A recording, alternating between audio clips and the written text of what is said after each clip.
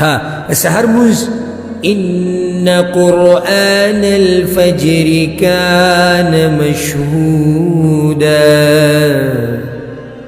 الله وی د سحر د منزل تلاوت اوریدو د پر ملائک د اسمانونو راکوزي اسی زم دغه ملائک په زموږ باره کې څه وایي زموږ جومات ته راشي او سپنې مو ولاړې وو هغه ملائک راسره پکې ولاړ ملائک راشي قرآن اوریدو په علاقه اوده پرته ده ځان باندې ډوب کمبل راچولی دی اوده دی دې غافله سړي له تاسو څه عنوان ورکوئ د دې زړه په باره کې تاسو څه وایي ما بې پوه وکړئ د دې غفلت په باره کې تاسو څه وایي چې د سحر مونځ هم نشتي موږ خو 7 بجې د کټ په خوا کې کته به راکېږو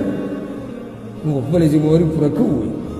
موږ خو 7 بجې 8 بجې 9 بجې 10 بجې چې ډیوټي شي 10 بجې د کټ په خوا کې کته به راکېږو 2 رکعته کوو موږ خو مونځ نه دی پرېښودی ملایک د اسمان نه راغلو قرآن اورېدو دپاره هغه مخلوق راغی چې هغوی چېرته د الله نافرماني نه ده کړې هغه مخلوق راغی خو هغه مخلوق چې د جنت او د جهنم لا پته یې نه لګي هغه ښه بېغمه پروت دی د تلاوت او د سهار د منځه سره یې څه کوي